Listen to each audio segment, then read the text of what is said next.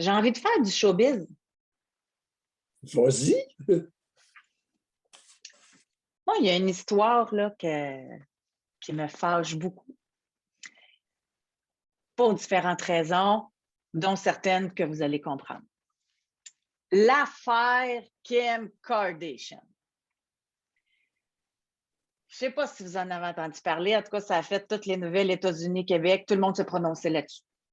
Kim 16 Kardashian, 16 livres pour rentrer dans sa robe. qui a eu un coup de génie. Elle a réussi à avoir la permission de porter la robe que Marilyn Monroe portait quand elle a chanté Happy Birthday, Mr. President. Okay?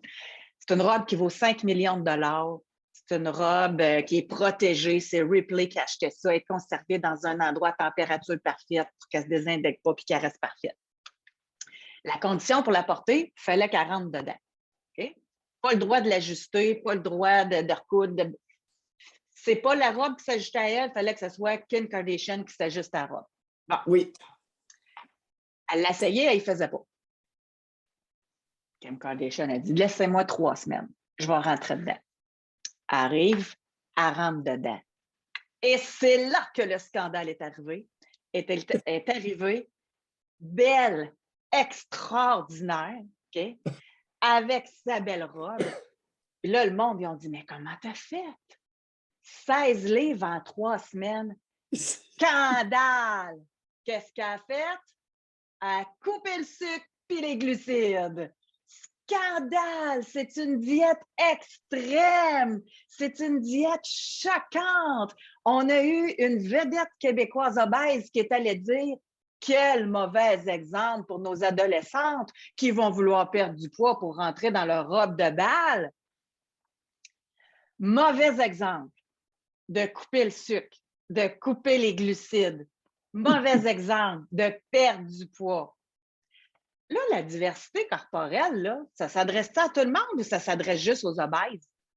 Là, l'acceptation de soi, ça s'accepte à tout le monde ou juste aux obèses? Qu'une femme qui est obèse, on la respecte, c'est ses choix, c'est sa vie, elle est comme ça, qu'elle mange des chips, qu'elle mange du sucre, qu'elle mange ce qu'elle veut. C'est la diversité corporelle, on l'accepte.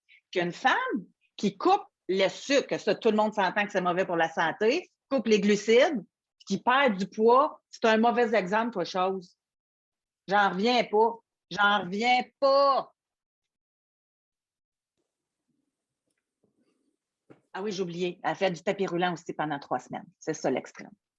Bon, tapis roulant, puis couper le sucre puis les glucides. C'est ce que j'avais à dire. Excellente sortie, tu me fais rire. Aïe, aïe, aïe. Écoutez, les grosses, attendez lundi, vous n'avez pas fini d'avaler votre gomme.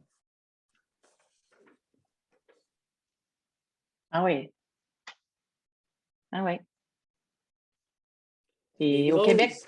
au Québec, c'est comme ça, puis aux États-Unis, c'est comme ça, puis je pense que c'est rendu la majorité, là. C'est eux qui sont en majorité, là. Hier après-midi, je suis allé à la banque. Et c'est très clair que le 3/4 des femmes que j'ai croisées au pourtour, sur le stationnement, 3/4 des femmes étaient carrément grosses.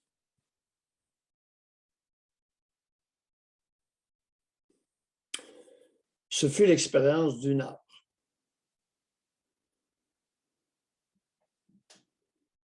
Et ce sont elles qui vont juger Kim Kardashian qui perd du poids. Bien, elles sont majoritaires. José, on se dirige, tu me vois absolument flatté ce matin, dans mon petit moi. Parce que là, tu es en train de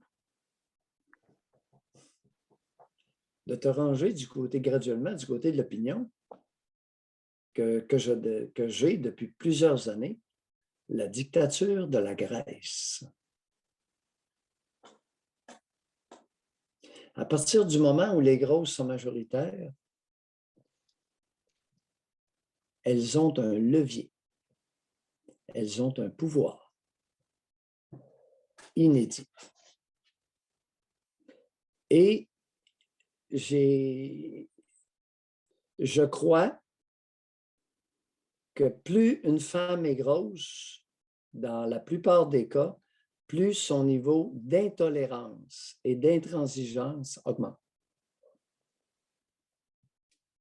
Je soupçonne fortement que la graisse modifie la personnalité de quelqu'un.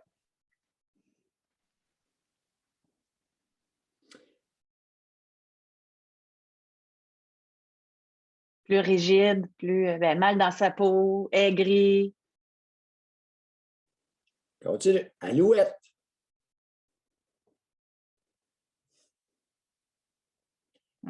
C'est drôle. Écoute, jamais j'oublierai José, Daniel Ouimet. C'est cassé fin des années 90. À un moment donné, je m'en vais citer la statistique de Statistique Canada. J'ai cité ce que j'avais lu, ce qui avait été publié par Statistique Canada, à l'effet que 92% des hommes n'étaient pas attirés sexuellement au Canada par des grosses. Daniel Ouimet m'avait écrit une lettre de 2 pages, simple interligne, qu'elle avait faxée assez cassée. Puis je le dis respectueusement pour elle, qui à l'époque était vraiment grosse. Oh, on s'en souvient.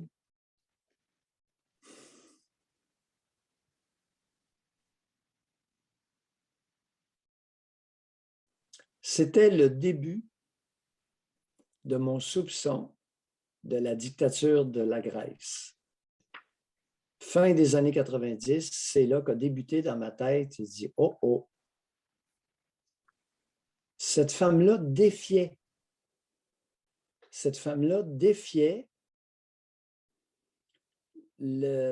l'intérêt sexuel qui est une matière extrêmement intime chez les hommes. Elle défiait et condamnait. Mais oui, mais ce qui me fait bander, là, je n'ai pas de contrôle là-dessus. Elle devrait le savoir. Moi qui me suis masturbé sur des images d'elle, je m'en confesse. C'était une très belle femme qui avait fait un film érotique. Valérie, hein, c'est ça? Eh boy, Valérie, c'était dur de ne pas se crosser là-dessus. J'aime autant vous le dire. Elle avait, écoute, une femme avec du sex appeal. Daniel Ouimet, peu importe ce qu'elle mettait comme linge, qu'elle en avait ou pas, elle avait un sex appeal du tonnerre. Elle avait été bien choisie par le producteur de son film. Le producteur avait compris que ça lui prenait une actrice avec un sex appeal naturel. Pas une femme qui pouvait se montrer sain. Ça, non. Mais un sex appeal. Elle l'avait naturellement. Puis ça ne vient pas avec l'âge. Quelqu'un l'a ou l'a pas. À 21 ans, je crois qu'elle avait 21 ans quand elle a tourné. Elle était toute jeune. Oui, ça se peut très bien. Elle avait un sex appeal, là. Ouf! C'était dur de se masturber sans penser à elle. Tu comprends? Oui, elle m'avait écrit Mais moi, une lettre là, bien tournée. C'est une femme qui n'est pas bête. Là. Il n'y avait pas beaucoup de fautes de français sur 2 pages pleines dactylographiées simple interligne. Puis presque d'un côté à l'autre. La marge était mince. J'aurais dû conserver cette lettre-là. Ben oui. Oh! Mais on en reparlera lundi. Là, il est déjà 9h53, mais moi, je vois plus pour être passé par là aussi. Là, vous le savez, moi, je me suis rendue à 235 livres. Là. Je me regarde aujourd'hui. Je regarde ces photos-là. Là, tu le vois que je n'étais pas bien. Je ne pouvais pas être épanouie comme je suis épanouie là. Puis il me reste encore 15-20 livres à perdre. Mais la différence, juste de me voir de même, c'est triste. C'est... Ouais, en tout cas, on en reparlera, mais il y a de la souffrance là-dedans. Il y a de quoi, là?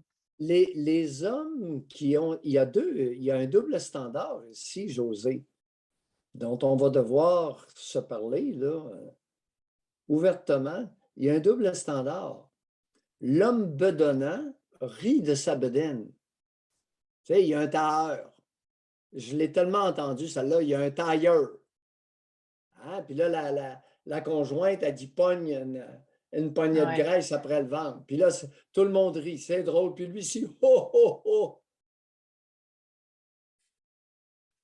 Est-ce qu'un homme arrive à côté de sa conjointe, puis il dit pogne une poignée de graisse sur le ventre, puis à l'intérieur? Jamais.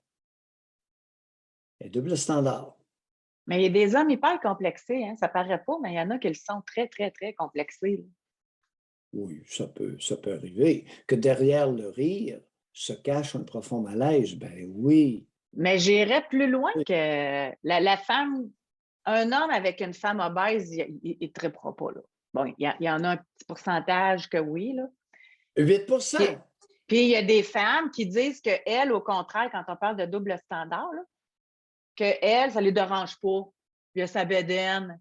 Mais moi, je vais aller plus loin que vous, là. Ça ne la dérange pas, sa bédaine, parce qu'il y a le compte en banque qui va avec. Parce qu'il y a l'exclusivité qui va avec. Il y a l'exclusivité qui va avec la jalousie de madame. Et l'inverse, hein, on avait déjà parlé dans l'émission des hommes qui préfèrent les femmes obèses parce qu'ils sont sûrs que les femmes obèses, ils ne pogneront pas ailleurs, là. Pogne En tout beaucoup cas, moins. Exact. on n'a pas fini d'en parler, sauf que là, on va s'arrêter. Oui, le lundi matin, les amis, ça va faire partie du menu.